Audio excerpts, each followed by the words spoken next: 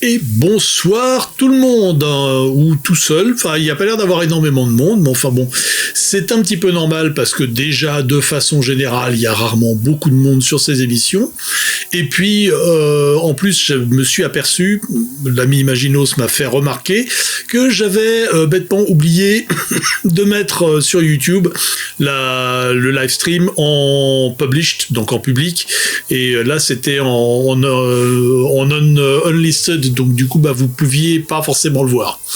Voilà, je suis désolé. Après bon, c'est un petit peu, on est dans les mêmes critères. Savoir, on est jeudi, on est en alternance. Là, cette fois-ci, l'alternance a été respectée. Même si j'ai un petit peu galéré pour faire mon planning des live streams d'avril, parce que j'ai de nouveau une blinde de concerts à gérer. Donc j'ai tout un agenda à gérer un petit peu là-dessus. Ce qui fait que j'étais pas 100% certain, quand j'ai commencé à faire le bazar, que ce jeudi 2 avril, on allait faire du Erdorin 2300. Pas du Radio Erdorin. Radio Erdorin, c'est le vendredi, et puis ça sera vendredi prochain. Et on a Axel qui est déjà là. Salut Axel, content de te voir. Et alors, juste, je suis un chouïa claqué ce soir, donc je sais pas trop si ça va se prolonger super longtemps. Je dois avouer que j'étais quelque peu matraqué par le changement d'heure et par le changement d'horaire. Le changement d'heure, donc dimanche passé, le passage à l'heure d'été, j'ai l'impression que j'ai pas totalement récupéré. C'est moche de vieillir. Et puis le changement d'horaire, en fait, ça a été un petit peu la bonne nouvelle de ce mois. Mon boulot auquel j'étais à 50% m'a repris à 80% et bientôt également à 100%. Ce qui fait que du coup, j'ai repris un rythme de travail un peu plus comme je faisais avant 2025. Donc il a fallu aussi me réhabituer à ne pas glandouiller la moitié de la semaine à jouer à World of Tanks et à me rappeler à 20h48 que oups, faut que j'installe le live stream pour ce soir. Ouais, c'est une super nouvelle. Écoute, coucou à Ali, coucou pas trop fort pour pas que ça lui fasse trop bobo à la migraine. Mais oui, effectivement, alors c'est du temporaire, c'est un remplacement pour un congé maternité, mais ça va se prolonger jusqu'à l'automne en tout cas, et puis après on verra, mais au moins en tout cas ça me fait une bonne petite bouffée d'oxygène après presque 1 mois et demi de chômage quand même. Ça fait 1 an et demi de chômage, je veux dire, ça fait quand même beaucoup, hein, c'est l'air de rien. Alors c'était du chômage partiel certes, mais quand même, ça commence un petit peu à tirer sur les finances. Mais bon, on n'est pas trop là pour parler de ça. On est là pour parler d'Erdorin 2300. Et puis, là, je vais inaugurer sur cet épisode un nouveau format. Vous le voyez là. Non, c'est là. Non, c'est là. J'y arriverai. Salut Victor. Voilà, donc les questions de l'épisode. En fait, je vais poser plusieurs questions au début, mais les questions vous allez les voir pendant une bonne partie de l'épisode, parce que l'idée c'est un petit peu des points de réflexion, des trucs qui, pour vous rappeler aussi, parce que j'aimerais bien avoir un peu d'interaction avec vous, hein, c'est quand même la deuxième raison pour laquelle on fait du live stream. La première c'était pour me motiver, la deuxième c'est aussi pour avoir une interaction. Oui Axel, alors j'ai reçu ton pavé, j'avoue que je ne l'ai pas encore lu, et c'est vrai que ça aurait été l'occasion de le voir. Alors je vais essayer, ça serait peut-être aussi un exercice, si je suis pas trop claqué, à la fin ce serait peut-être un exercice amusant, ça serait de le regarder et essayer de le lire ensemble. J'espère, alors ça dépend à quel point c'est un pavé, hein, mais d'essayer de regarder assez rapidement là-dessus, ça serait pas forcément une mauvaise idée en fait. Tu savais à quoi t'attendre, non? Hein? Je t'avais pas dit. Oups. Non, si ça te dérange, on le fait pas, mais et après je suis pas sûr d'arriver à voir à le faire aussi. De toute façon, là on est vraiment dans le domaine des documents de travail, hein, fondamentalement. Ce que vous voyez, ce que j'écris, c'est aussi des trucs. D'ailleurs, ça fait partie des questions que je vais poser. Alors la première question, je l'avais déjà posée auparavant. C'est la question des thèmes à discuter. Est-ce que vous avez des thèmes que vous aimeriez me voir aborder dans le cadre de cet exercice? 5 pages Word, ça va, tranquille. Je peux lire vite aussi. La deuxième, ça sera en rapport avec le premier point que je vais vous montrer, c'est des idées de contexte. Je reviendrai là-dessus. Et la troisième, c'est une question que j'ai commencé à me poser en regardant un petit peu tout ce que j'ai écrit jusqu'à présent. C'est là où j'en reviens à la question de la forme finale du truc, c'est le format des textes. Et par format, j'entends comment est-ce que je vais présenter le contexte de Erdorin 2300. Pour le moment, quand je le relis, j'ai l'impression que c'est aride, voire chiant. Ce qui est un petit peu normal parce que c'est un truc qui vient avec la concision, je pense, dans un premier temps en tout cas. Mais l'idée, ça serait de voir, est-ce que vous verriez un format par lequel on pourrait présenter l'univers d'Erdorin qui serait pas simplement du texte descriptif au kilomètre. Alors je pense un exemple auquel je pense tout de suite quand je pense à ce genre de choses. Pour ceux qui connaissent le jeu de rôle Château Falkenstein, ce jeu de rôle a beaucoup de particularités. Il était sorti en 1994, vraiment très en avance sur son temps. Et notamment sa particularité, c'est qu'une grande partie du livre de base, quasiment tout, est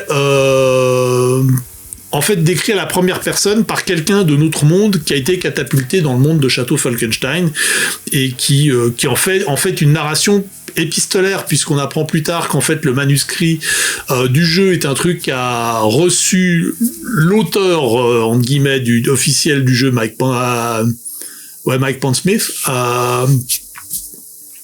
Et donc il y a vraiment cette idée de narration à la première personne pour intégrer le truc. Alors je me disais, ça pourrait être par exemple un dialogue entre plusieurs personnes de peuples et de cultures différentes qui se jettent des trucs à la tronche. Je suis pas certain que ça fonctionne, mais enfin voilà, c'est un petit peu l'idée que je voulais lancer. Si vous avez lu des jeux, vous avez vu des trucs qui pourraient être des inspirations pour ce genre de choses, n'hésitez pas à les balancer. Donc Axel, oui, t'as balancé pas mal de trucs là. Confirme que pour ajouter du ton amusant, ça prend des lignes, voire des paragraphes. Oui, c'est un petit peu cette manie t'es chez les marins de toujours vouloir faire des phrases, c'est un petit peu le truc. Et tu dis, tu connais 3 manières de personnaliser un contenu de jeu, voire 4. Écoute, je t'écoute.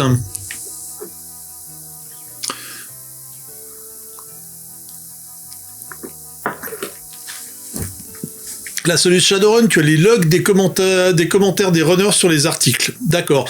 Alors j'ai un autre exemple, j'en parlerai plus tard, mais vas-y.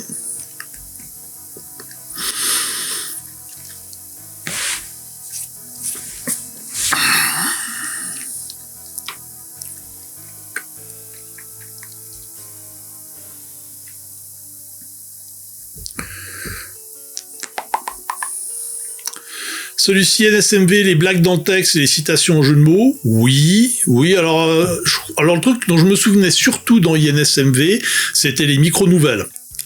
Qui était vraiment la signature du jeu, où on avait au début de chaque chapitre, pour les présentations des anges et des princes démons, on avait des micro-fictions qui mettaient dans l'ambiance.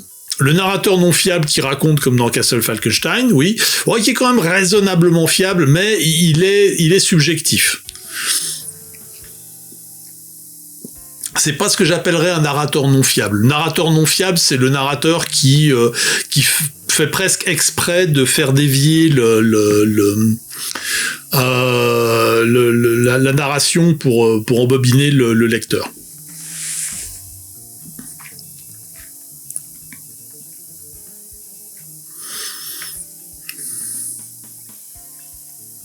Pour l'instant, je vais aller chercher si j'ai l'exemple de celui dont je voulais parler. Est-ce que je l'ai là? Je suis plus sûr de l'avoir, celui-là. Non, je crois que je ne l'ai plus. Enfin, les nouvelles d'ambiance que j'ai honteusement employées dans les champs de l'os et que je vais refaire pour Singularité. Ouais, les nouvelles d'ambiance, j'en ai fait aussi de temps en temps. Pas beaucoup, mais j'en ai fait un peu. C'est une question d'inspiration et des fois, c'est très très dur à faire. C'est presque plus dur que écrire le truc. Le premier truc dont tu parlais, le log avec les commentaires des runners, ça m'a fait penser, c'est à ce que je voulais vous montrer, mais je crois que je l'ai plus. Vastburg, le jeu de rôle inspiré du roman de Cédric Ferrand, qui se passe dans une ville et on joue les gardes qui sont généralement corrompus jusqu'aux yeux. Et dans les différents suppléments, il y a un guide de la cité. Et le guide de la cité est en fait écrit en pur marketing. C'est le guide touristique qui va passer sur tous les trucs complètement le plus consensuel possible. Et en fait, ce guide de la cité est raturé. Visiblement, il y a des gardes qui sont tombés dessus et qui ont barré des trucs, qui ont mis des commentaires dans les marges. C'est un bordel sans nom, mais c'est à mourir de rire. C'est vraiment le truc où en fait ils expliquent non, ça c'est faux, ça c'est n'importe quoi, ça c'est le contraire. Enfin c'est vraiment très rigolo à lire. Alors après c'est un petit livret, hein, c'était un truc de 32 pages format, je crois que c'était du A5 à l'époque de Wasbourg. Donc oui, ça c'était, mais ça rejoint un petit peu la solution numéro 1. Mais oui, le truc, en fait, la raison pour laquelle je mentionnais ça, c'est que je me suis aperçu, principalement dans la réécriture des carnets de civilisation sur lesquels je suis en train de travailler maintenant, c'est qu'il y a un côté très formulaïque où une grande partie du format des paragraphes, c'est d'expliquer les terriens ils font comme ça, les stellaires ils font comme ça. Et au bout d'un moment, ça risque d'être chiant. Et j'essaye de réfléchir à une autre manière de le faire. Après, c'est pas forcément quelque chose auquel je veux avoir une réponse là maintenant tout de suite. Mais disons que c'est clair que si j'ai une bonne idée de comment il faut réécrire le truc, ça m'éviterait de devoir le réécrire derrière une troisième fois. Tu penses, les auteurs de Wasbourg ont aimé Shadowrun, premier à avoir employé cette technique, des commentaires des locaux avec leur point de vue. Ouais. Ouais, alors après, il y avait un autre truc, si on parlait vraiment des non fiables. Je crois qu'un des trucs les plus ultimes que j'avais vu, c'était dans Champions, je crois que c'était la 3e ou la 4e édition, où il y avait des encadrés d'un personnage qui expliquait comment tricher avec les règles. Enfin, c'était pas tricher, mais vraiment optimiser.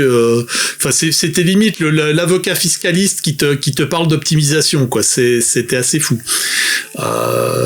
Et ça permettait de faire des trucs. Mais déjà, le système de Champions à la base, il était un peu éclaté au sol. Mais là, non seulement il était éclaté au sol, mais il y avait à peu près tout le personnel tout le staff de la fédération de catch qui était sauté dessus derrière. Hein. C'était ouf. Il y a eu des trucs vraiment monstrueux qui ont été faits avec ce système, et je crois que d'ailleurs il y a une édition suivante, elle est arrivée pas très très loin derrière pour ce genre de raisons. Je vois un truc, mon machin est paraît mal réglé, mais c'est pas grave. C'est les guides et c'est assumé complètement. Ouais, non, c'était vraiment Alors, c'était aussi une époque, on parle des années 80, on parle aussi d'une époque où il y avait cette fameuse distinction entre les 4 joueurs avec le vrai mec, le vrai rôliste, le munchkin et le loony. Et il y a la question, ce qu'on appelait les rule lawyers, les avocats des règles, les gars qui justement avaient tendance à dire non, mais si tu regardes dans le paragraphe 4 de la règle optionnelle à la page 256, on peut faire ça et on peut faire ça, et qui jouaient vraiment à abuser le système. Et alors ça a été un petit peu une mode à un moment donné qui a été d'abord fait premier degré, ensuite ça a été tout le monde s'est un peu foutu de leur gueule. Le personnage du gros Bill vient un petit peu de cette même époque, un peu avant, mais c'était un petit peu la même idée. Oui, il y a moyen de faire un perso qui piétine Superman en sirotant un cocktail à la création. Oui. Après, ça nous changeait d'autres systèmes de jeu où ton personnage pouvait mourir à la création. Donc c'était aussi mais moi, je dois avouer que j'ai quand même une tendresse particulière pour le système de Champions qui permettait vraiment de faire à peu près n'importe quoi. Après, c'était vraiment un truc à l'américaine avec des formules, avec de la répartition de points, avec 47 000 pouvoirs. Enfin, c'était vraiment le catalogue Manu France des trucs et des pouvoirs et des astuces et des machins. Donc, c'était assez impanable.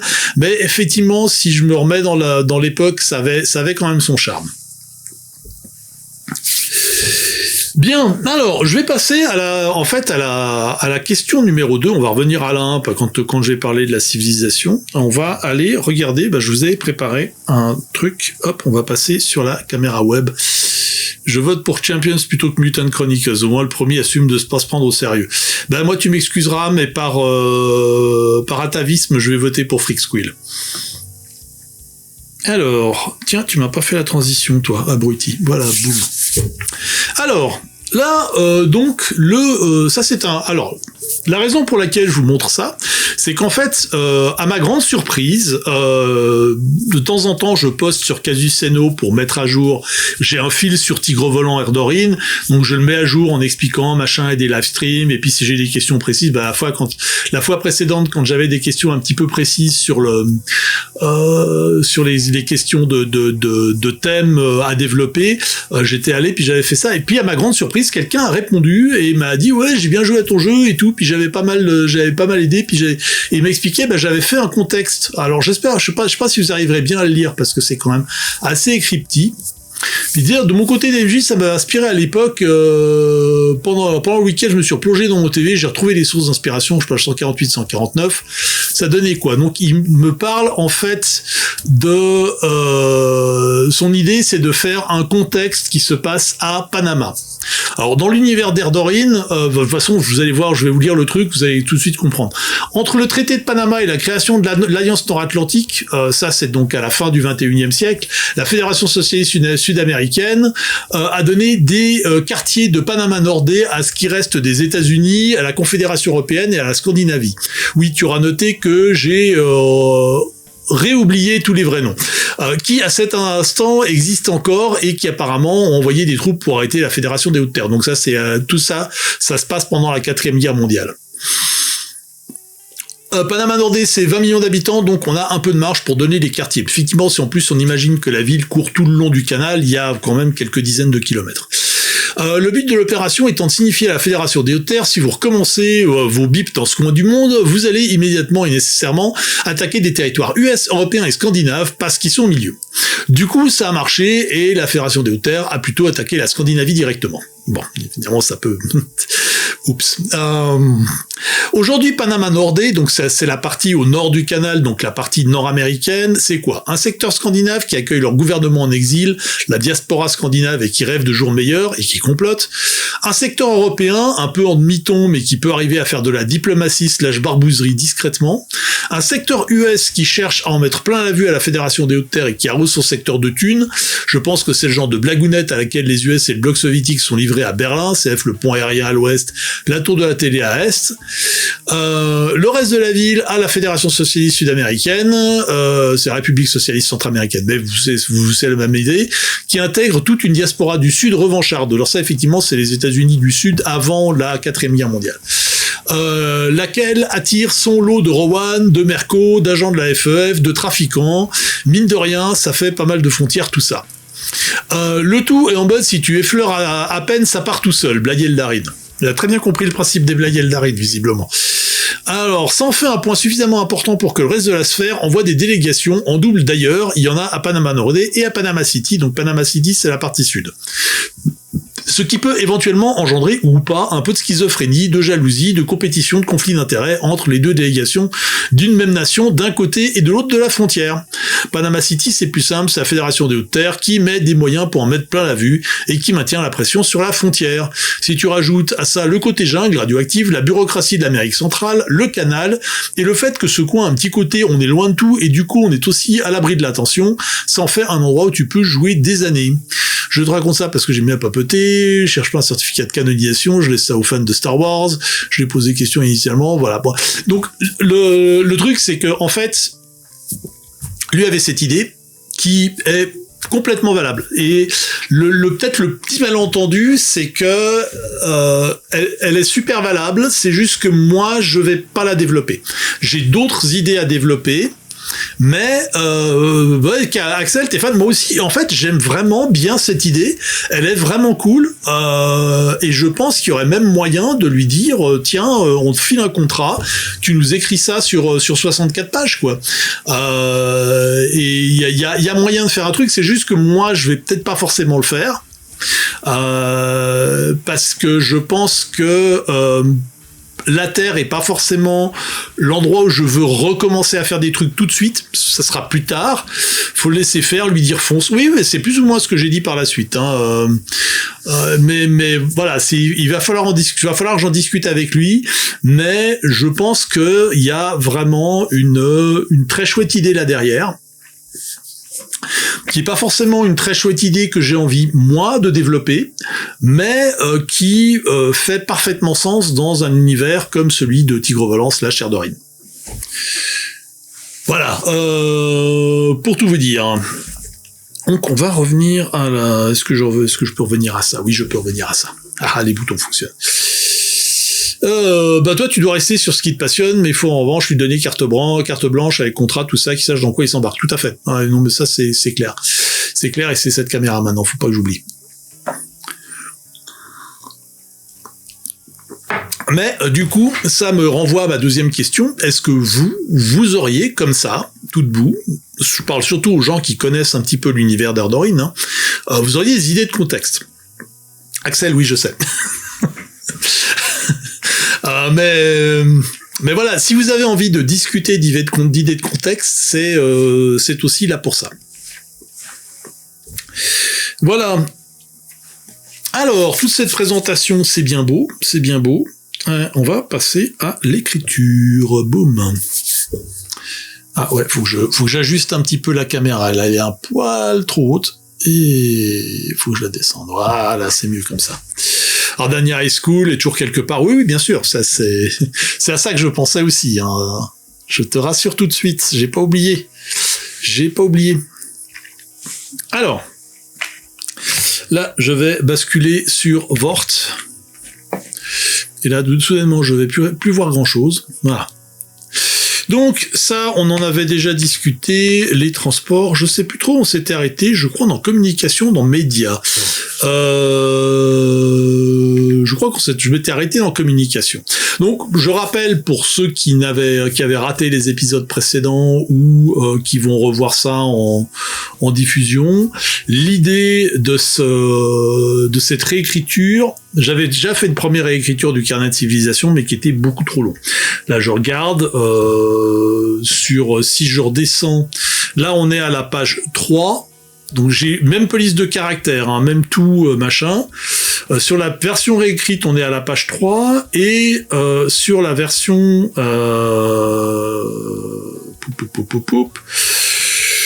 oui, il y en a beaucoup. Sur la version originale, on est à la page 9. Donc là, déjà, ça a quand même énormément charclé. Et là, c'est un petit peu mon idée, c'est vraiment de faire quelque chose de très synthétique, de parler, de pas rentrer dans les détails, pas autant dans les détails que j'étais rentré dans les précédentes versions. Et puis, en fait, ça m'a permis aussi de réfléchir. Là, il y a des trucs qui n'étaient pas dans Tigre Volant à l'époque, mais dans lequel j'ai réfléchi. Je me suis dit, par exemple, typiquement dans les médias, pour dire les choses simplement, les stellaires différencient les réseaux d'information des réseaux de divertissement. L'information est quelque chose de strictement factuel et géré de façon officielle et étatique. Le reste, divertissement, éducation, commentaires, il manque un espace, est le fait de personnes privées, parfois de clans. Beaucoup de citoyens utilisent des services d'agrégation pour faire le tri parmi les sources. L'écrit est le plus souvent privilégié. Les terriens ont beaucoup plus tendance à mélanger les genres, les médias auront des segments consacrés à l'information, d'autres aux commentaires ou au divertissement, mais dans le canal dit d'information, et c'est souvent le format vidéo qui est privilégié, notamment sur le replat. Les médias ont une bien plus grande importance politique, et sont du coup le fait d'acteurs qui ont une claire volonté d'influencer leur public pour des motifs politiques, commerciaux ou les deux. Et là, c'est plus compliqué que ça. Il y a aussi alors, les médias stellaires ne sont pas forcément plus objectifs que leurs collègues terriens, mais le mensonge et la désinformation sont beaucoup plus mal perçus et sont souvent sanctionnés. Alors ça, c'est bien évidemment surtout sur les canaux d'information, mais aussi sur les commentaires. Les biais existent, mais ils sont plus subtils et plus difficiles à percevoir. Et enfin, la notion de journalisme est quasiment inconnue des cultures stellaires. Alors cela, ça résume là quelque chose qui tenait sur 2 pages, à peu près, l'air de rien. Alors, je vais juste faire une micro-pause parce que je viens de voir passer un commentaire tac.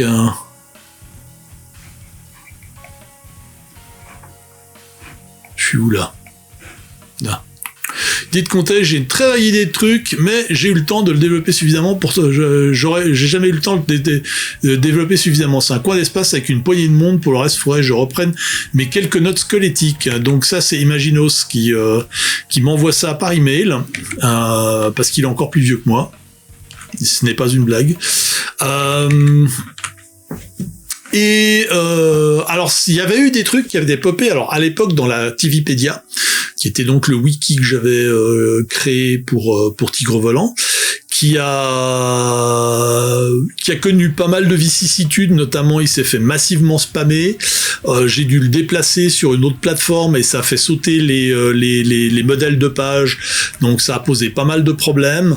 J'ai de nouveau un truc en ligne qui est très moche mais qui fonctionne, enfin le contenu est toujours là. Et je sais qu'il y avait quelqu'un qui avait créé tout un univers de micro-stations de planètes qui étaient autour de Fantir, et qui étaient un petit peu les planètes indépendantes qui faisaient chier un peu tout le monde parce qu'elles étaient à un endroit vraiment pas pratique et elles avaient pas envie d'intégrer d'autres trucs.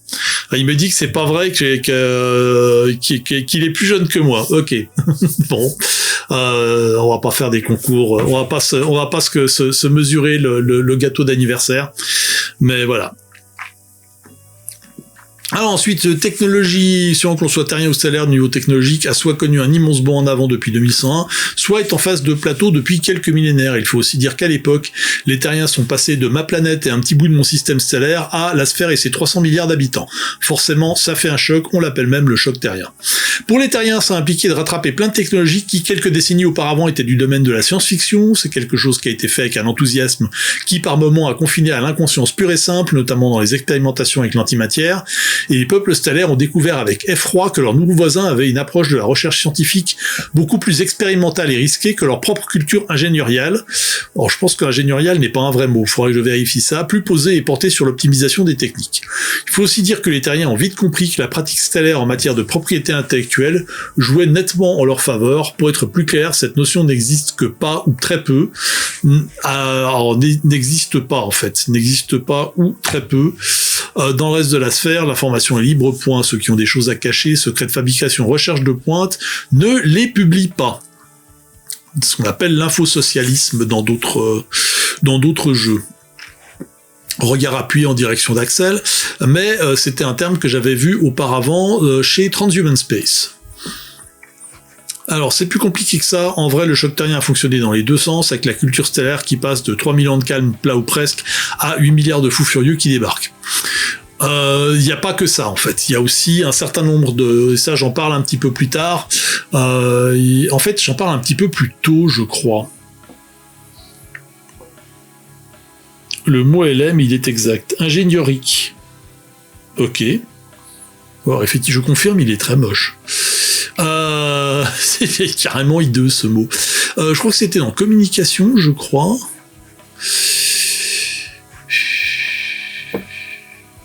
Oui, dans les communications, c'est plus compliqué que ça, où je disais le concept de machine universelle avec un communicateur capable de réaliser de multiples opérations informatiques diverses est surtout terrienne.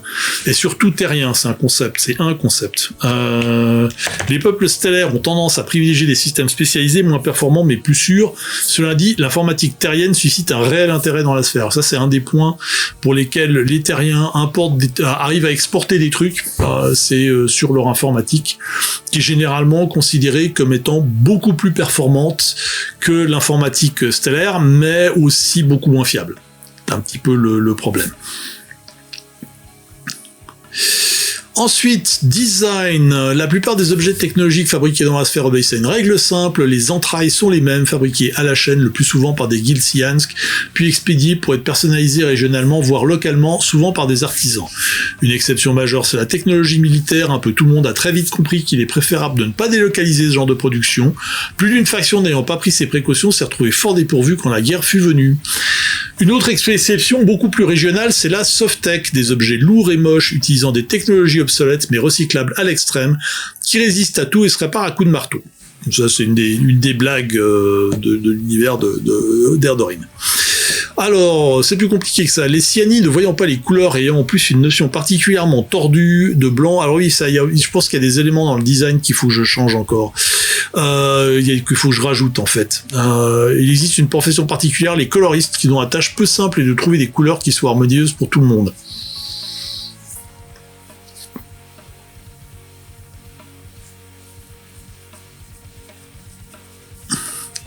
Un ordinateur de poche soviète pèsera un peu moins de 5 kg, utilisera une technologie à base de lampe, il tombera en panne assez souvent, mais pourrait être réparé en cannibalisant une yaourtière. Un bricoleur astucieux pourra, en le démontant, en tirer une télévision, un laser et une yaourtière ou une mitrailleuse. L'espérance de vie millénaire des peuples stellaires a aussi modifié pas mal d'attentes quant à la notion de solidité, plus généralement de durée de vie des objets. Alors, question de temps, ce n'est pas personne, terrien et stellaire, n'ont pas le même calendrier. Officiellement, les terriens utilisent le calendrier dit clémentien, car adopté en 2041 sous l'égide du pape Clément XII.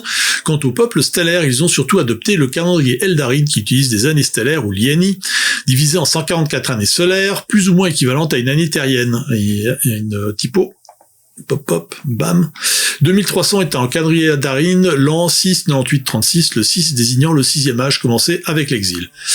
Les Cyani ont longtemps utilisé un calendrier effroyablement compliqué basé sur le règne des dirigeants de guildes et des nombreux premiers. Les Karlan ont basé leur système sur des puissances de 10 avec communauté de référence à longueur d'onde d'une particule obscure. Enfin, les Talvarides comptent les battements de cœur, les cycles diurnes et les éclipses. Pour les unités plus petites, là encore, les terriens ont apporté un système horaire et une précision à la seconde qu'à peu près personne d'autre n'utilise au jour le jour. À peu près. Pour les peuples stellaires, une précision à la demi-journée est suffisante à de rares exceptions près. Les rares exceptions, c'est pour les trucs scientifiques, voire militaires. Alors, c'est plus compliqué que ça. Déjà, de base, les terriens ont plusieurs calendriers, et même ceux qui sont censés être les mêmes ont connu des divergences, principalement pendant les années d'ombre. Il doit y avoir 3 ou 4 calendriers chrétiens qui se battent en duel. Il a fallu un certain temps, sans jeu de mots, pour réconcilier tout ça. Il y a encore quelques trous qui agacent historiens et archivistes. Les planètes ont la mauvaise idée de ne pas toutes tourner à la même vitesse, l'année locale est toujours en décalage avec l'année standard officielle, ils font donc fonctionner sur 2 régimes, un temps stellaire, datation officielle basée sur le standard du Kepmes, et le temps local dont les modalités varient suivant les planètes. Une légende dit qu'une des premières œuvres majeures Sciensk est leur système calendaire. Ensuite on passe guerre, conflit et autres contrariétés. Dans son ensemble, la sphère connaît une période de paix qui, selon à qui on demande, dure depuis 3000 ans ou un demi-siècle. Et il est vrai qu'elle n'a pas connu de conflit global depuis la chute de l'Arlorien Tour, et que la dernière guerre d'importance est les guerres corporatives. De plus, la notion de guerre est assez variable, les Atlantis ayant par exemple l'habitude de qualifier d'incident tout ce qui n'est pas une guerre majeure. Si on y regarde de plus près, il y a quand même pas mal d'endroits où ça tabasse à plus ou moins haute intensité. La Fédération des États de la Frontière est notamment le théâtre de plusieurs conflits, au premier rang desquels on trouve les intrusions de la Fédération des Hautes-Terres, et les divers mouvements de résistance et de guérilla irrelatifs. Et là, il y a un B en trop. Paf. Et la récente résurgence des Principautés Unies. On peut aussi noter les conflits interguildes dans l'espace Science, quelques guerres civiles et de la piraterie plus ou moins organisées. Les mauvaises langues ajoutent même à cette liste les USA, voire toute la Terre. Alors, je tiens à signaler que tu n'as pas tué ton humour. C'est devenu plus concis. Et ça, c'est bien. Bah, voilà. Ton humour est une des valeurs ajoutées d'Erdorine. Oui, je sais que c'est mon jeu, hein, je veux dire, il y a du moi dedans. Et là, je me suis arrêté à les gens. Et là, quand même, donc, on est à 6 pages de Word par rapport à... J'ai vraiment énormément sabré, hein. Je veux dire, là, je regarde les gens, on arrive à la page 9 sur le 8. Seulement 8 ? Non, 20. Ah oui, quand même, je me disais bien, il y avait un truc bizarre. Voilà, donc le nouveau texte, page 6, et l'ancien texte, on est à page 20. Bon, quand même pour donner une idée. Mais voilà, l'ancien texte, il faisait 48 pages, ce qui était vraiment pas gérable. Ce que je vais faire, je vais ouvrir le fichier d'Axel. J'espère que je l'ai ici. Je sais pas où je l'ai sauvé, en fait. Téléchargement. Il est pas là. Alors, je vais aller retourner sur Firefox. On va aller chercher. Tac. Alors, excusez-moi un petit instant. Tac, Erdorit Science, bim. Ah mais il était déjà là, visiblement, cet abruti. Tac. Alors... ma valeur ajoutée, c'est que je dessine pour mes propres jeux et qu'Alizia est incroyable mathématiste. Je tente pas l'humour. Ou alors ça, je pense que t'as... Bon alors, j'irai pas jusqu'à dire que t'as tort, hein, c'est un petit peu comment tu le sens, mais je pense que t'as pas forcément trop à rougir là-dessus. Alors, Erdorin Science, boum, on va ouvrir ça. Hop. On va le mettre en raisonnablement grand.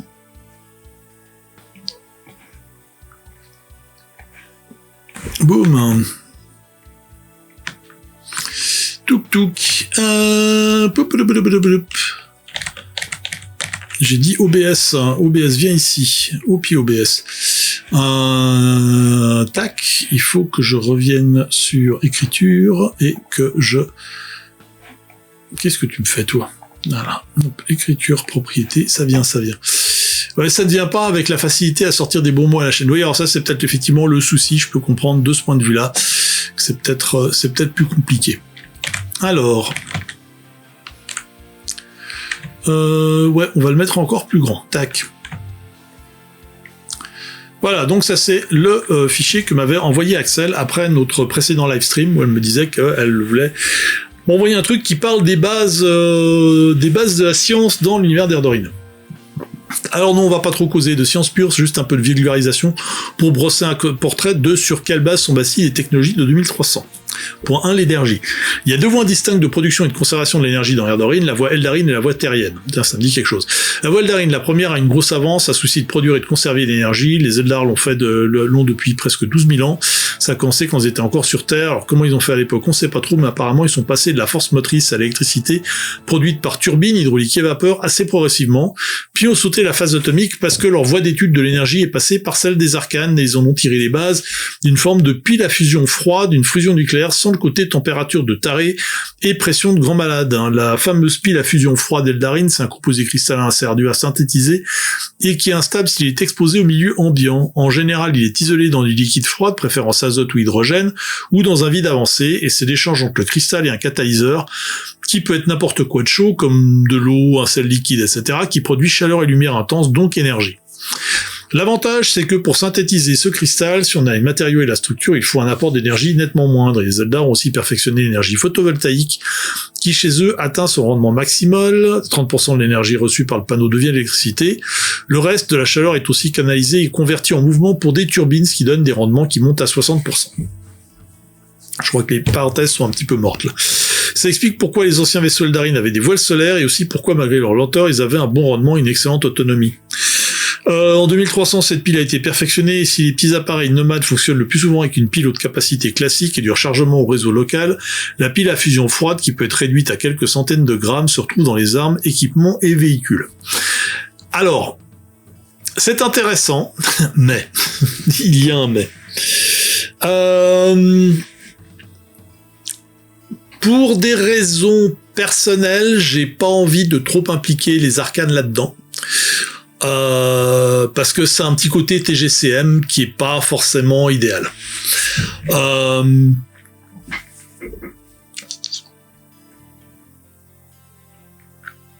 Je pense qu'en fait, on peut tout à fait admettre que les Eldar, à un moment donné, sont passés par l'énergie atomique à fission, qu'ils l'ont probablement fait avec des centrales au thorium ou des choses un peu plus propres que les trucs à l'uranium, peut-être simplement parce qu'ils n'ont pas pensé à utiliser ça. Mais il y a... Disons que dans mon idée, toute la période qu'on appelle la période de la royauté, qui est donc grosso modo entre la fin de l'exil, l'arrivée sur les planètes extraterriennes et la découverte du moteur hyperspatial et donc la fondation de l'Arlorian Tour, c'est quand même une période de 3000 ans dans laquelle il se passe une chier de trucs dont on ne parle pas. mais que dans cette période, il y ait eu un moment où il y a une industrialisation à outrance des planètes qui a foutu en l'air une partie de l'écosystème, pas un point tel qu'on le connaît nous en 2026, hein, mais vraiment quand même d'un point de vue Eldarin, c'était vraiment un gros traumatisme et plus jamais on fait ça. Et puis je suis pas certain. Alors là, c'est aussi un truc assez personnel.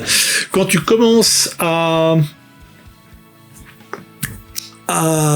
développer des explications technologiques sur des technologies, tu attires les ingénieurs. Et ça, c'est pas une bonne chose. Personnellement, j'ai pas les compétences pour dire aux gens t'as raison ou t'as tort sur des trucs d'ingénierie. C'est pour ça qu'en général, j'ai tendance à rester dans des trucs turbo-génériques. Et ça, je pense que c'est déjà aller trop loin dans les détails. Dire que les Eldar ont basé une grande partie de la production de je pense qu'un truc, moi le truc tel que je le vois, c'est que fondamentalement tout ce qui est de la production d'énergie à très grande échelle, c'est effectivement des piles fusion. Par contre, pour des trucs plus au jour le jour, les habitations, les choses comme ça sera du photovoltaïque, de la géothermie, de l'hydraulique, des trucs à échange de température, vraiment des technologies que nous on connaît, mais qui eux ils ont perfectionné ça. Et puis surtout ils les utilisent en synergie de façon à ce que ça arrive à des rendements de fou furieux. Et en plus personne ne voit rien parce qu'ils ont toujours tendance à planquer leur technologie dans des trucs qui ont des apparences absolument anodines. Genre, tu vois l'arbre là, bah en fait c'est un échangeur thermique. C'est voilà. Alors, un ingénieur adore ces conneries et purée, je me suis restreinte. Tu ne vas pas aimer la suite si pour toi c'est trop. Bah, on va voir.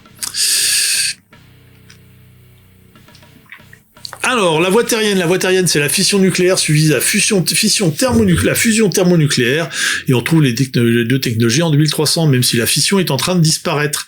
Un réacteur à fission au 24e siècle, c'est juste une très grosse cocotte minute atomique avec des turbines, une technologie relativement simple et sommaire, non polluante comparée à toutes les énergies fossiles, mais qui est un peu problématique les rares fois où il s'en bat hors de contrôle. Tout le monde lui préfère le réacteur à fusion plus efficace, plus petit, plus sûr, mais qui exige des ingénieries autrement plus musclées pour le mettre au point et assurer son fonctionnement. Un truc qui n'est pas toujours accessible dans les coins les plus reculés et oubliés de la sphère, en tout cas pour les terriens. Quant aux piles, la technologie terrienne n'a jamais fait mieux que les piles rechargeables lithium, carbone et uranium, où les deux techs existent vraiment, elles sont encore de mise au point, et qui, disons, sont bien, mais pas pour aller se balader dans l'espace et entre les étoiles et autres activités demandant une quantité énorme d'énergie. Du coup, les terriens ont conçu leurs vaisseaux et leurs gens et vaisseaux autour d'un moteur à fusion, qui a pu être miniaturisé avec la maîtrise des champs de force et de l'antigravité. Cela dit, le plus petit réacteur à fusion pèse quelques centaines de kilos et reste un bourrin dangereux produisant une chaleur démentielle avec tous les effets secondaires qu'on imagine. Donc l'avion n'en a jamais profité, disons que les voitures et autres camions à fusion, c'est un exotisme. Le réacteur à fusion, surtout quand on peut le miniaturiser, donc augmenter amplement sa puissance en faisant plus gros, c'est le cœur de tous les vaisseaux spatiaux terriens, aussi bien pour produire de la poussée que de fournir l'électricité. Le reste de l'énergie qui exige un vaisseau spatial. Alors, là, je vais mettre un bémol, que j'ai mentionné par la suite, c'est l'infosocialisme. Ça, c'est probable, ce que tu dis sur les terriens est probablement vrai jusqu'au milieu du 22e siècle. À partir de ce moment-là, ils vont récupérer les principes théoriques des systèmes de fusion à froid des Eldar. Ils vont développer leur propre modèle, qui seront probablement moins performants au début, mais ils vont sans doute les améliorer en utilisant des technologies, des techniques auxquelles les Eldar avaient jamais pensé. Ça va être probablement beaucoup moins élégant, beaucoup plus cocotte minute que ce que les Eldar font, mais ils vont avoir aussi une fusion à froid. Et je pense que du coup, les technologies vont en tout cas pas forcément fusionner, sans jeu de mots, mais vont beaucoup se rapprocher. Et en fait, à la base, en 2300, la technologie qui est à bord d'un vaisseau Eldarin et la technologie qui est à bord d'un vaisseau terrien en matière principalement de production d'énergie, mais pas que, ça va être à peu près les mêmes. Il va y avoir des procédés de fabrication un peu différents, il va y avoir des optimisations un petit peu différentes, il va y avoir des trucs qui vont mieux fonctionner que d'autres. Les moteurs stellaires Eldar, ils vont fonctionner pendant 3000 ans. Les moteurs stellaires terriens, ils vont développer une poussée de dragster. Je simplifie énormément, mais c'est un petit peu l'idée.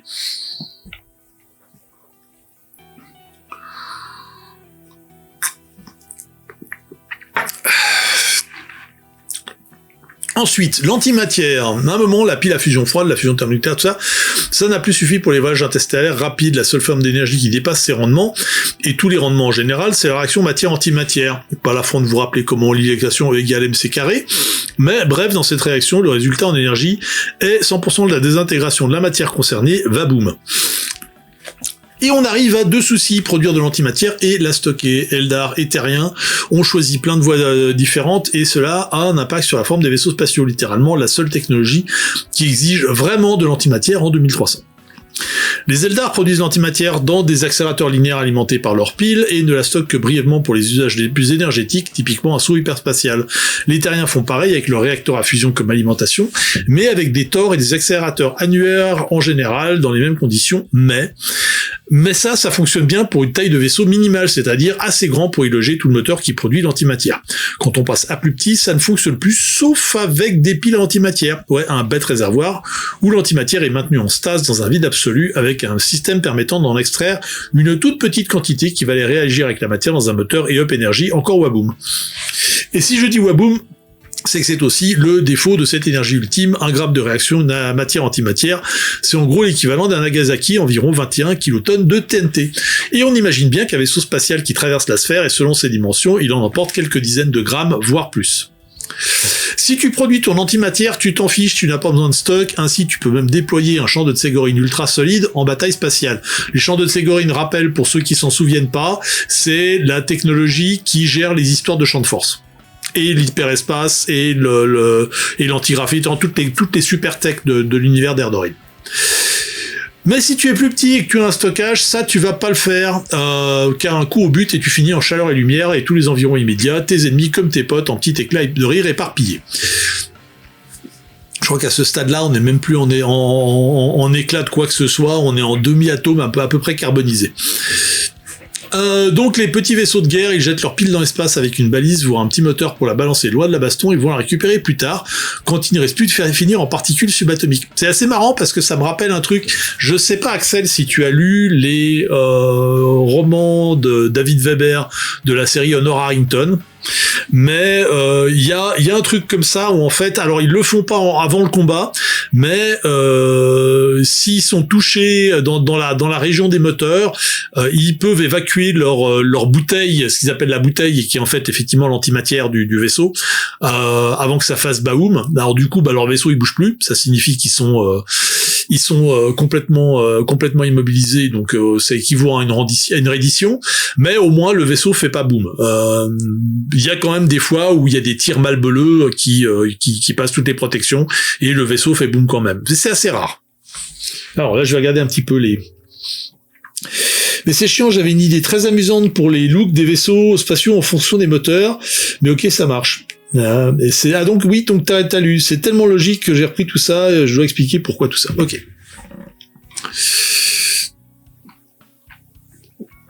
C'est pour faire les vaisseaux d'Egorine comme j'ai envie. Alors, je pense que tu trouveras un truc pour le. Après, alors, tu sais, il y a, je me souviens d'une citation que j'avais lue, je sais pas si elle est apocryphe, elle date de l'évacuation de Singapour en 1942 face aux armées japonaises par les Anglais, et à un moment donné, quelqu'un a proposé une autre solution, et l'amiral sur place a dit il faut 3 ans à l'amirauté pour construire un navire, il faut 3 siècles à l'amirauté pour changer une habitude, nous allons continuer l'évacuation comme prévu. Et c'est un petit peu l'idée, c'est que tu peux avoir un design de vaisseau qui est défini par des contraintes technologiques, et quand ces contraintes technologiques, le design reste simplement parce qu'il y a une habitude, il y a une coutume qui a été faite jusqu'à un moment où quelqu'un va changer des trucs. C'est un petit peu, d'ailleurs, il me semble que c'est un petit peu l'idée qu'il y avait dans Star Trek, où il y avait ces vaisseaux dans Deep Space Nine notamment, c'est des vaisseaux qui sont prévus exclusivement pour le combat et qui ont un look un chouïa différent de des vaisseaux de Star Trek habituels.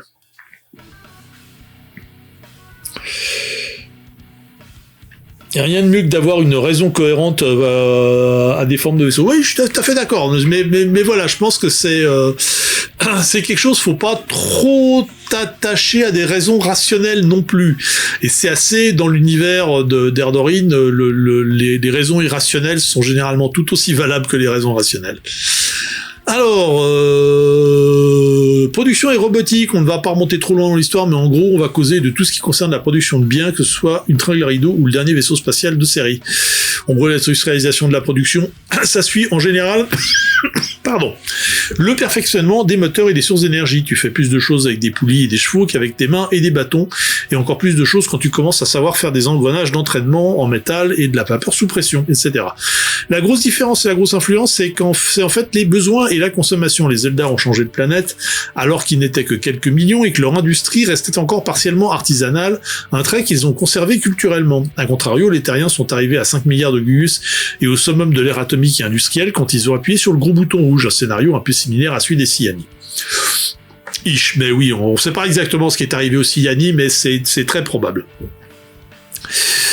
Le problème de la rareté des ressources et de l'impact de leur exploitation sur l'environnement, les Eldar ne l'ont pas connu. Le leur, ça a été plutôt le problème de choper ces ressources dans le milieu spatial, entre plusieurs planètes pas forcément très près les unes des autres, et trouver des méthodes de production qui reflètent leurs besoins d'artisanat et des objets créés sur mesure et qui doivent durer parfois en siècles. Alors que les Terriens ont construit une société de consommation industrielle sur la surface limitée d'une seule planète pour une espèce qui consomme beaucoup très rapidement, et que les Siani ont fait pareil, mais sur plusieurs. Alors, comme je te disais avant, c'est pas tout à fait exact pour les Eldar. Après, il n'est pas complètement impossible que y ait une sorte de roman national eldarine qui dit effectivement ce genre de choses. Le problème, c'est que si on regarde un petit peu les archives, en fait, c'est pas du tout ça. Et que, pour simplifier, à partir du moment, dans mon idée, rien n'a été écrit sur marbre, mais dans mon idée, il y a eu la royauté jusqu'au moment où d'une part un moteur hyperspatial fiable a été développé, et d'autre part le clan Maigran est arrivé avec des technologies de terraformation qui ont agrandi les potentiels de planètes habitables pour les Eldar, qui avant étaient répartis sur 3 planètes, quelques stations astéroïdales et des stations spatiales pas toujours turbofiables, donc voilà.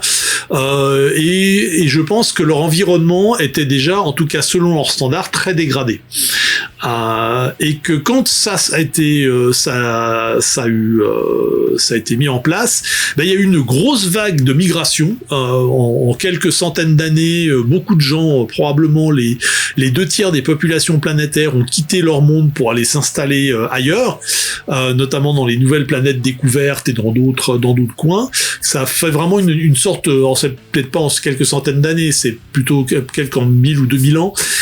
Et que dans le même temps, il y a eu un effort de renaturation des planètes.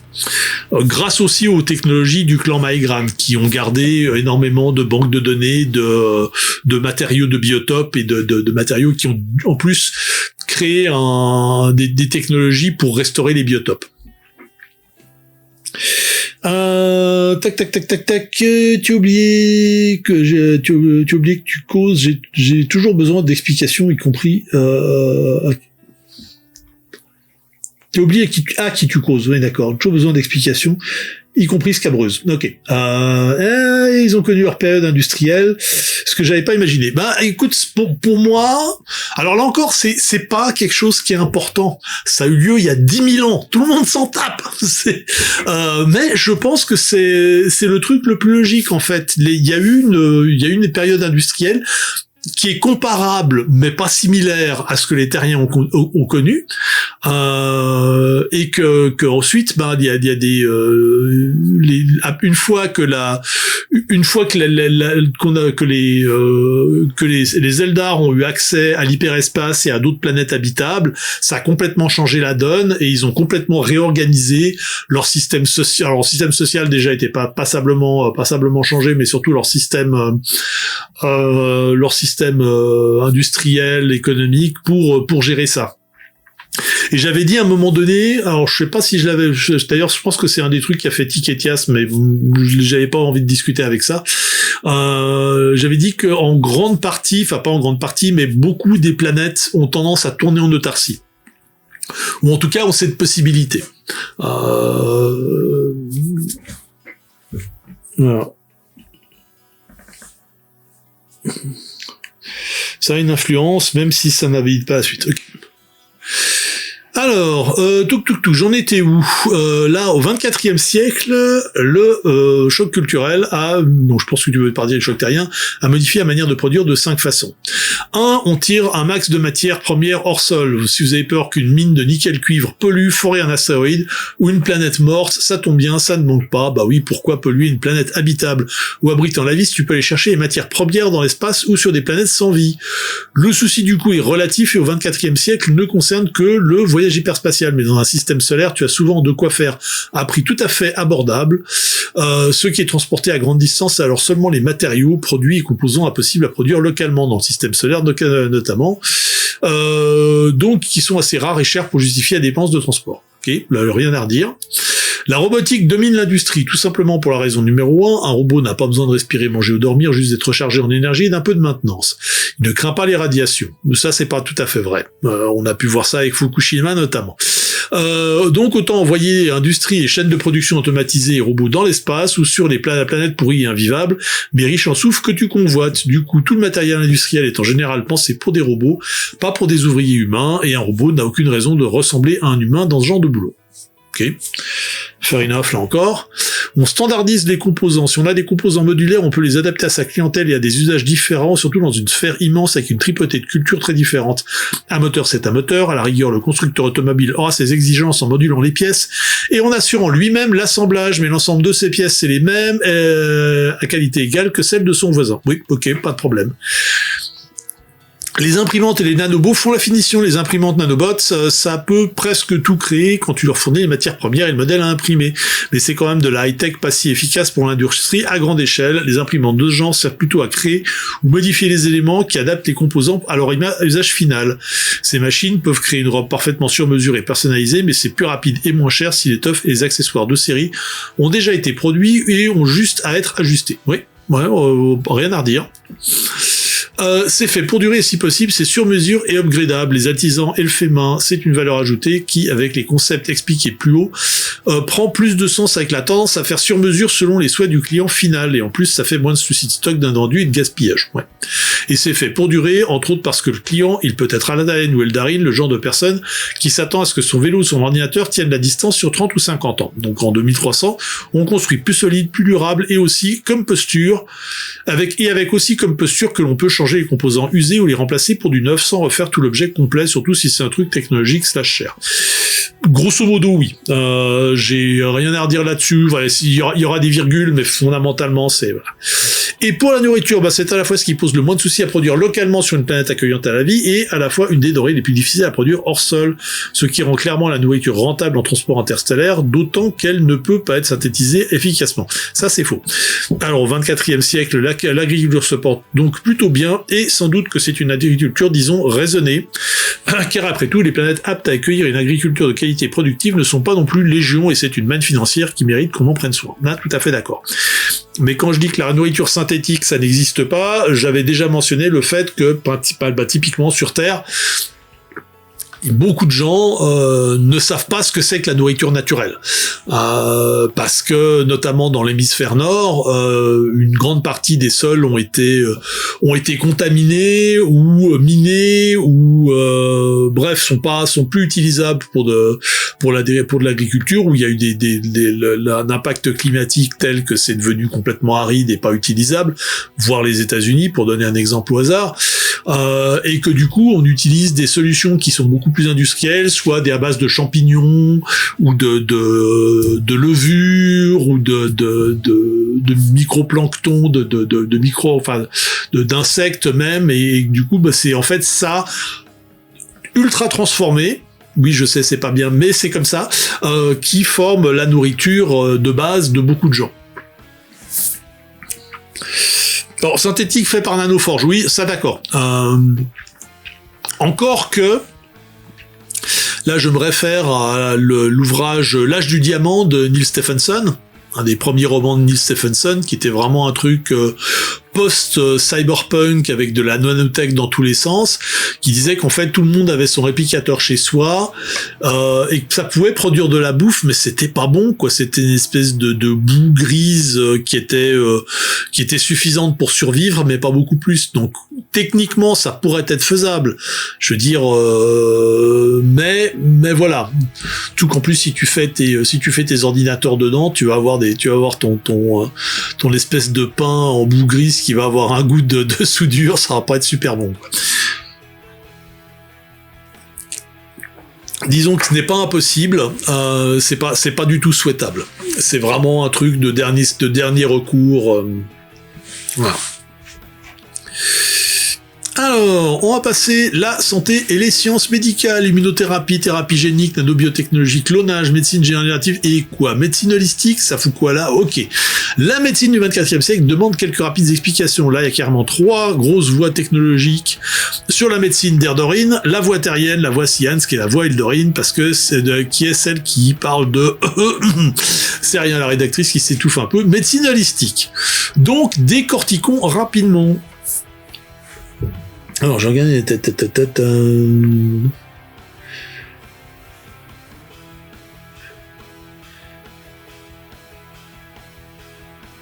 Ok, ouais, non, là, je vois ton truc sur la nanobouffe. Oui, non, je peux comprendre. C'est un détail. Bon, le concept de soigner en règle générale, c'est trouver une solution qui soigne les symptômes, puis quand les solutions évoluent, que la médecine commence à progresser, c'est de soigner les causes. Mais il y a une autre optique, c'est d'éviter d'avoir à soigner en gardant les gens en bonne santé, ce qui implique comprendre comment les gens restent en bonne santé. Ça, c'est la base de l'hygiène. Mais si cela a donné de grands résultats, médecine holistique terrienne, elle, c'était plutôt le flop total. Mais chez les Eldar qui ont commencé cela depuis quelques millénaires, c'est devenu le Souiller les corps, une méthode méditative de biofeedback qui sert de base à une grande part de leur médecine. Et comme le Souiller les corps semble fortement lié à la longévité des Atalènes et des Eldar, et en lien avec un aspect des arcanes relativement accessible, forcément les autres peuples de la sphère, surtout les terriens, ont sauté dessus pour trouver quoi en faire. Je serais moins optimiste. Déjà, le Souiller les corps, c'est un truc qui est dérivé c'est une forme d'arcane à bas niveau. Ça c'est un fait. Le fait que c'est un rapport avec la longévité des Eldar, c'est pas prouvé, c'est pas impossible, mais c'est pas prouvé non plus. Le fait que les autres peuples aient sauté dessus, enfin les Terriens notamment, non, juste non. C'est trop ancré dans une logique, enfin dans un cliché truc New Age de babat pansexuel que peu de Terriens veulent y toucher, même si effectivement il y a des trucs, il y a des gens qui s'y sont intéressés. Après, il y a eu beaucoup d'arnaques, il y a eu beaucoup de sectes qui sont notamment à Copacabana. Il y a assez régulièrement des sectes qui pop avec des gens qui prétendent de découvrir les secrets du Souiller les corps Eldarine, et puis généralement ça part en vrille avec des histoires d'emprise et c'est très très moche et la Condor s'arrache les cheveux et bref. Touk.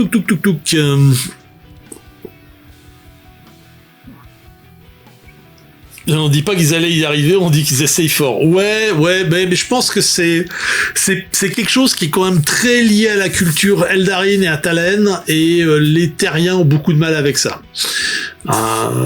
Aussi parce qu'à un moment donné, ça va impliquer des trucs sexuels qu'ils ont pas forcément envie de faire. Dans leur idée, hein, c'est peut-être pas forcément le cas en même temps, mais après il y a des gens qui effectivement s'y lancent. Ça c'est pas un problème. Et là, je viens de voir, je suis encore sur le top chat de sa mère, donc j'espère que j'ai pas raté des messages de gens là. Et je crois que c'est surtout Axel qui parle en fait, donc je crois qu'il y a à peu près personne d'autre qui. Je regarde un petit peu Axel. Il y a Alicia qui a dit coucou, oui, non, effectivement. Là, j'ai à première vue, je n'ai raté pas de commentaires de personnes, désolé. Hein. Vraiment, ce système de chat m'agace au plus haut point. Je trouve ça super agaçant. Ah, bref, tac. Je suis la seule. Oui, bah en même temps, on parle de ton texte, donc c'est un peu logique. Mais bon, ça ne nous dit pas ce que la médecine du 24e siècle peut faire, juste qu'elle est variée, pour résumer, avec de l'immunothérapie, de la thérapie génique, de la nanobiotechnologie, du clonage, de la médecine régénérative, de la cryo-hibernation, ah oui, j'avais oublié ça aussi, et du souille les corps, la grande majorité des bobos, qu'ils soient mineurs ou mortels, ne sont plus guère un souci. Oui, discutable, mais ok. En fait, tant que la victime a encore un cerveau qui est irrigué en sang dans un délai bref, on peut la sauver pour peu d'en avoir le temps et les moyens. C'est surtout ça, la question. Donc, en cas d'urgence, le but est maintenir le patient stable par tous les moyens, quitte à le congeler pour cela. Tout ce qu'il faudra après, c'est un très bon hôpital, avec des moyens plus ou moins importants selon l'état du patient et du temps. Oui, parce que quand même, faire repousser une main, ça se fait pas en 5 jours non plus. Alors, en 6, tout pété. Au 24e siècle, enfin, un par doigt, puis un pour la main, donc ça paraît, c'est 6 jours, ça me paraît bien. Bref. Et les autres, je crois que tout le monde roupille, en fait. Au 24e siècle, la santé moyenne des humains est donc de bonne qualité, le suivi médical permet aisément d'intervenir avant que les choses s'aggravent, et rares sont les affections qu'on ne peut pas soigner, donc la durée de vie, surtout en bonne santé, est en général élevée. Dans les meilleurs coins terriens, dépasser les 100 ans à 80 années de vie en bonne santé, ce n'est pas rare. Par contre, c'est une question de moyens, donc d'argent, de services publics, etc. Mais si une balle mal placée peut toujours tuer, les chances de survivre même à une blessure grave sont en règle générale plutôt élevées au XIVe siècle. Il y a même des chances que les cancers ne soient plus qu'un contretemps désagréable et que la plupart des maladies génétiques les plus mortelles aient toutes déjà disparu ou tout du moins soient encore plus rares et ne deviennent plus une condamnation à mort. Oui, mais je vais encore faire un oui mais. Non, c'est. Je pense que disons que le truc, c'est que de façon générale dans la sphère, c'est un fait. Sur Terre, enfin de façon générale dans les cultures terriennes, c'est déjà plus compliqué. Et puis ça, c'est quelque chose qui aussi, même pour les autres, chez les peuples stellaires, ce sont quand même des technologies, surtout quand on parle de clonage et de choses comme ça, qui impliquent des infrastructures assez mouse. Donc la station spatiale Pétaouche-Nokiel, elle va pas avoir des dispositifs de clonage. Elle va probablement avoir un dispensaire raisonnablement bien fait, mais la plupart s'il y a vraiment des trucs graves, tu mets ça dans un vaisseau spatial, éventuellement en cryogénie, tu l'envoies ailleurs. Donc c'est pas non plus des choses absolues. Et effectivement, il y a la question de comment c'est intégré dans des services publics. Et même si les terriens, même les États-Unis ont fait des efforts de ce point de vue-là, c'est pas encore gagné, quoi.